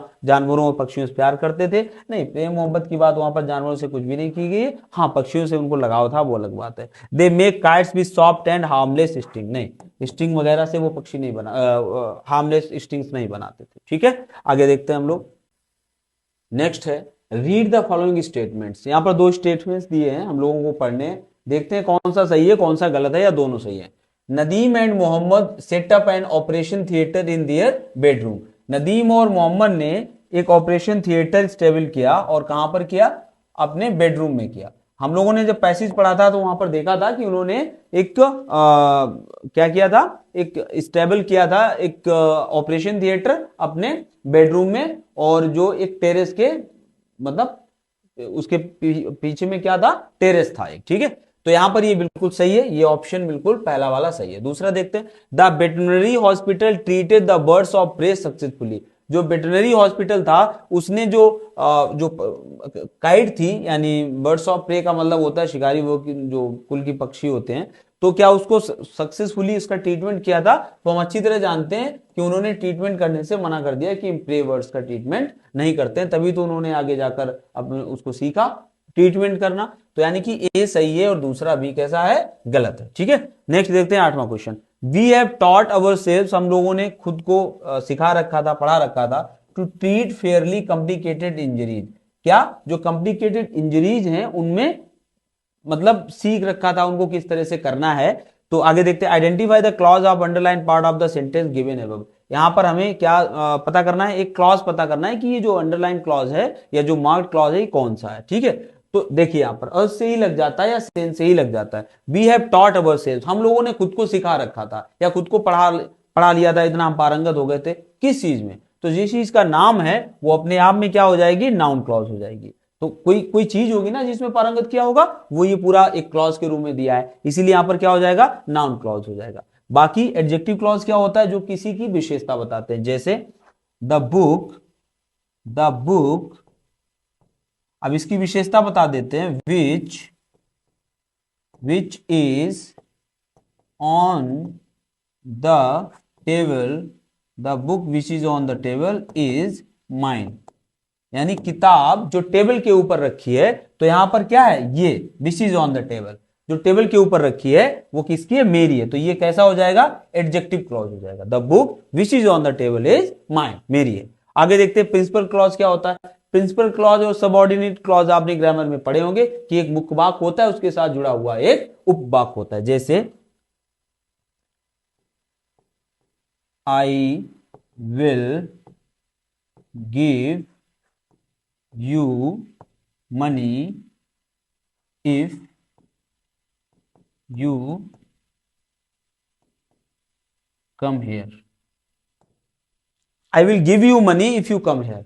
मैं तुम्हें पैसा दूंगा यदि तुम आओगे, ठीक है, यदि तुम यहां आओगे। तो यहां पर प्रिंसिपल क्लॉज कौन सा हो जाएगा, I will give you money. और इसका जो सबऑर्डिनेट क्लॉज है वो क्या है, इफ यू कम हियर, जहां पर एक सबऑर्डिनेटिंग कंजंक्शन भी लगा हुआ है, ठीक है। तो इस तरह का वाक्य होता है जिसमें प्रिंसिपल क्लॉज कौन सा हो जाता है, जो मुख्य वाक्य होता है। और एडवर्ब क्लॉज की बात करें तो ये भी रीजन, मैनर, पर्पज और एक उद्देश्य बताने वाले, टाइम बताने वाले, स्थान बताने वाले ऐसे क्लॉज होते हैं, उनको हम एडवर्ब ऑफ क्लॉज कहते हैं। तो यहां पर भी एडवर्ब ऑफ क्लॉज क्या हो जाएगा, इफ यू कम हियर, या कोई भी पर्पज बताने वाला सेंटेंस आपके सामने आए तो वो एडवर्ब क्लॉज में चला जाएगा, ठीक है। तो बहुत ज्यादा यहाँ पर नहीं है, ग्रामर बहुत ही माइनर पूछी जाती है, पैसेज मेन होता है उसके मीनिंग को हम अंडरस्टैंड कर पाए और उसके आंसर्स को फाइंड आउट कर पाए, यही हमारा मेन पर्पज होता है। तो अगर हम इस पैसेज के थोड़ा सा बैकग्राउंड में जाएं तो पिछला 2024 में लिया गया था विलियम शेक्सपियर का एक जो प्ले था, उससे वो लाइंस उठाई गई थी। और ये उठाया गया है रॉबर्ट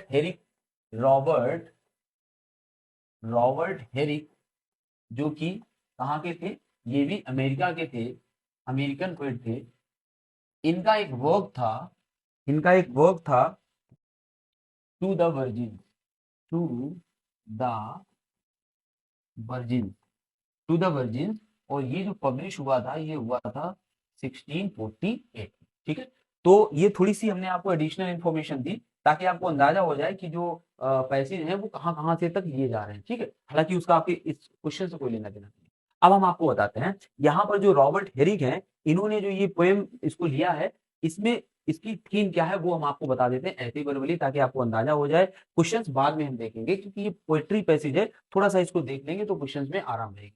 चलिए, होता क्या है इसमें, रॉबर्ट जो हेरिक है वो ये पोएम डेडिकेट करते हैं यंग वुमेन को करते हैं, और उससे ये अपील करते हैं कि आपको, क्योंकि टाइम रनिंग है, टाइम बराबर जा रहा है, आपको अपनी जो भी ब्यूटी है, जो भी आपकी सुंदरता है, उसका मैक्सिमम यूज करना चाहिए। आपको किसी के साथ इन्वॉल्व होना चाहिए, किसी से लास्ट में उसको शादी करने के लिए भी कहते हैं, मैरी करने के लिए भी कहते हैं। तो आपको किसी ना किसी के साथ शादी करनी चाहिए और पूरा फन अपनी लाइफ का एंजॉय करना चाहिए, फुली लाइफ इंजॉयबल आपको अपनी बनानी चाहिए, क्योंकि समय बराबर जा रहा है और ये जो आपका समय है सबसे कीमती समय, सबसे अच्छा समय, इसको भी इस पैसे में बताया गया है और इसका जितना ज्यादा आप मोस्ट यूजफुल अपने लिए बेनिफिट कर पाओ उतना आप करिए। ठीक है, चलिए हम लोग पैसेज पे आते हैं, यही सब बातें पैसेज में आएंगे। गैदर ए रोज बर्ड्स वाइल ए मे, ठीक है, old time is still a flying, ठीक है। वो ये कहना चाह रहे हैं, जैसे कि यहाँ पर तो रोज बर्ड्स की बात की है, लेकिन ये रोज बर्ड्स भी एक प्रतीक है, वो हम अभी आपको बताते हैं। यहाँ पर एक नॉर्मल जो इसका सेंस निकल रहा है वो क्या निकल रहा है कि हमें अगर गुलाब की पंखुड़ी है या जो कलियां हैं उनको हमें इकट्ठा कर लेना चाहिए उससे पहले कि वो मुरझा जाए, यानी समय उनको कैसा कर देगा, मार देगा एक तरह से, तो हमें उससे पहले उनको इकट्ठा कर लेना चाहिए। लेकिन ये जो बात कही गई है ये फीमेल के सेंस में कही गई है कि आपकी जो ये यूथफुलनेस है, जो जवानी है, इसको आप इसको एंजॉय करिए, ताकि क्योंकि समय तो गुजर ही रहा है। ठीक है, आगे बात करते हैं। And this same flower that smiles today tomorrow will be dying, और यही जो फूल आज मुस्कुरा रहा है ये कल मर चुका होगा, यानी जो आज आपके पास ये उत्तम समय है ये कल आपके पास नहीं रहेगा, तो आप इसको एंजॉय करिए। ठीक है, चलिए हम आपको ये बातें क्यों करें एंजॉय, क्योंकि पैसेज को हमने थोड़ा सा पढ़ा है, आगे यही चीजें आएंगी, आपको अभी बताए दे रहे ताकि क्लियर हो जाए। जैसे कि the glorious lamp of heaven, देखिए the glorious lamp of heaven the sun, sun को क्या बताया गया है, आसमान जो स्काई है, हेवन है, स्वर्ग है, आसमान का एक एक लैंप यानी कि एक ऊर्जा का स्रोत बताया गया। ठीक है, सन को बताया गया, सन।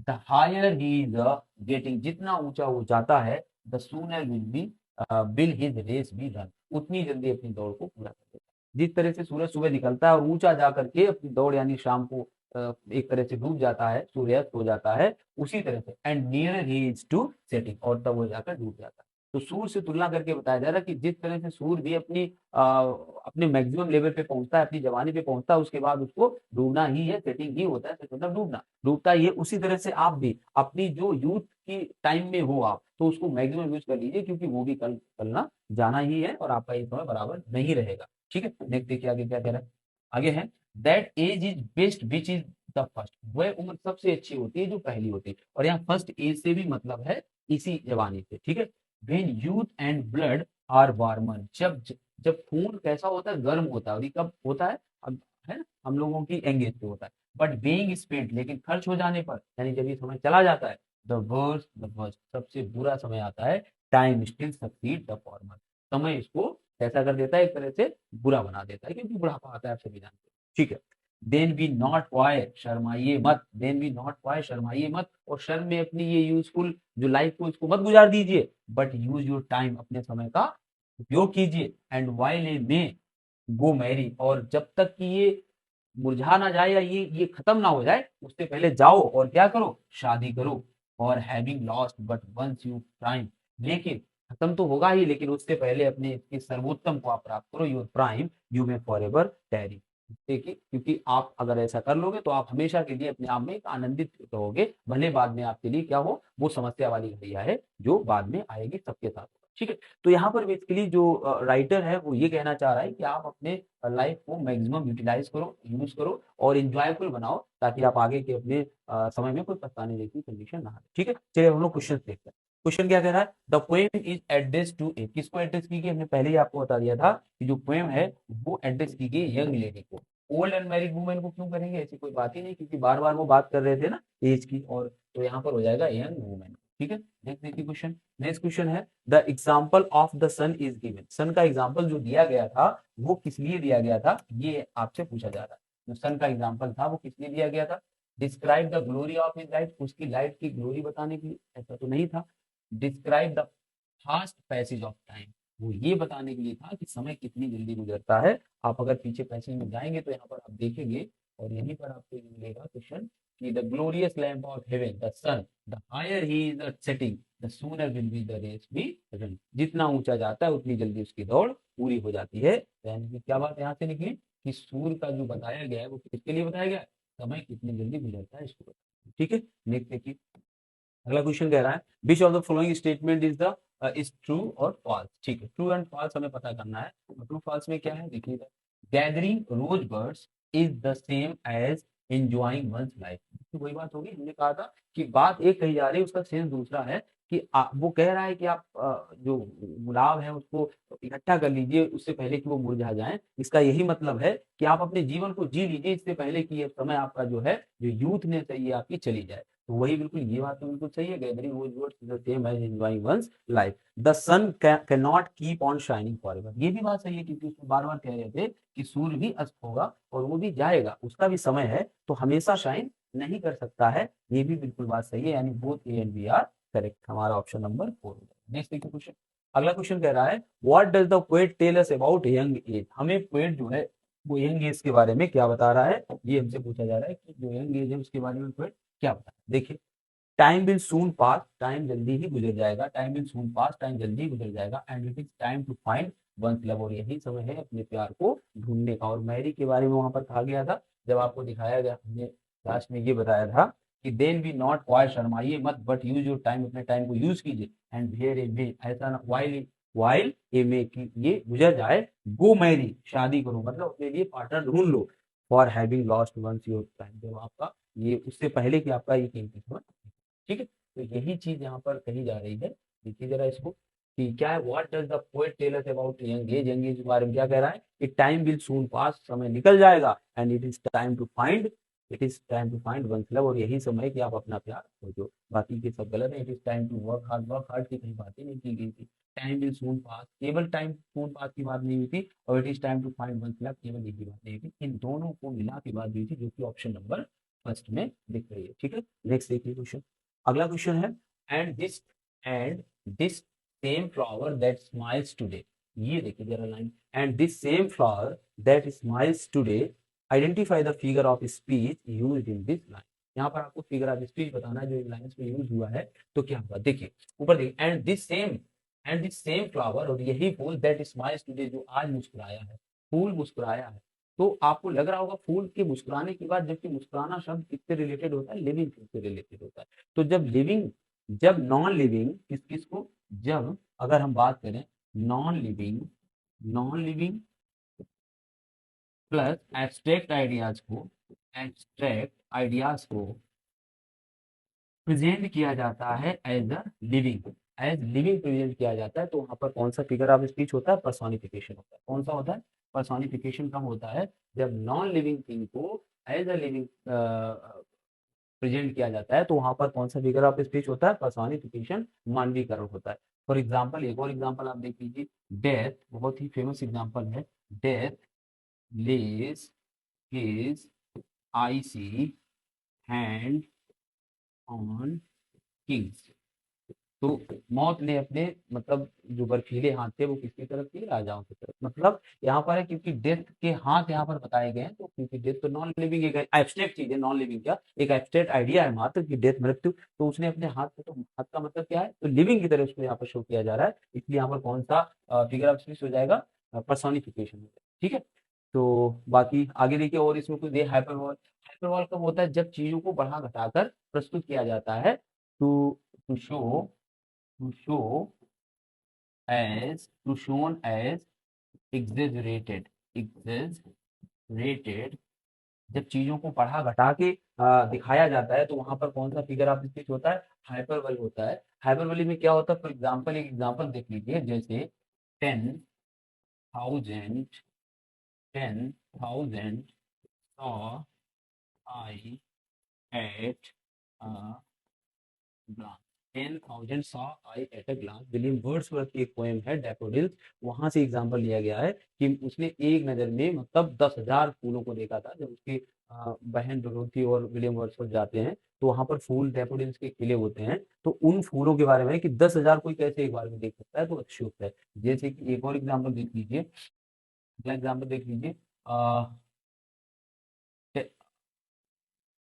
Reverse of blood drawn in the battle, मतलब क्या हुआ कि युद्ध में नदियों खून बह गया, तो नदियों खून बह नहीं सकता है ना किसी युद्ध में, तो चीजों को कैसा बढ़ाया जाए, एग्जेजरेट किया जा रहा है, तो जब चीजों को एग्जेजरेट किया जाए, तो वहां पर कौन सा फिगर ऑफ स्पीच होता है, हाइपरबोली होता है, ठीक है। सिंपली की बात करें, आप सभी जानते होंगे, जब कंपैरिजन किया जाता है, क्या किया जाता है, जब कंपैरिजन होता है, कैसी, टू टू डिफरेंट ऑब्जेक्ट्स या चीजों में, है ना, डिफरेंट ऑब्जेक्ट्स, यहाँ पर पर्सन भी हो सकता है, डिफरेंट ऑब्जेक्ट्स में कंपैरिजन किया जाता है, जैसे किसी व्यक्ति का किसी वस्तु से कर दिया जाए, है ना, इस तरह का कंपैरिजन, डिफरेंट ऑब्जेक्ट्स में कंपैरिजन किया जाता है और कंपैरिजन करने के लिए एज, सो, लाइक जैसे वर्ड्स यूज किए जाते हैं, तो वहां पर कौन सा फिगर ऑफ स्पीच होता है? सिमिली होता है। ठीक है, सिमिली फॉर एग्जांपल, यहाँ इसका एग्जांपल देख लीजिए,